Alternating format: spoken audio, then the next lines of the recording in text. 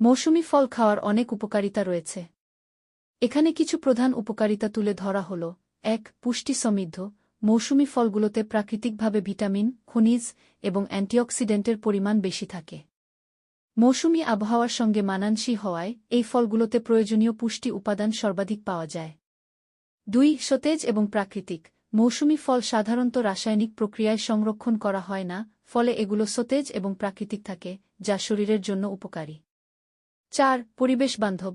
মৌসুমি ফল খেলে পরিবেশের উপর চাপ কম পড়ে, কারণ এই ফলগুলো স্থানীয়ভাবে উৎপাদিত হয় এবং পরিবহন ও সংরক্ষণের জন্য অতিরিক্ত জ্বালানির প্রয়োজন হয় না।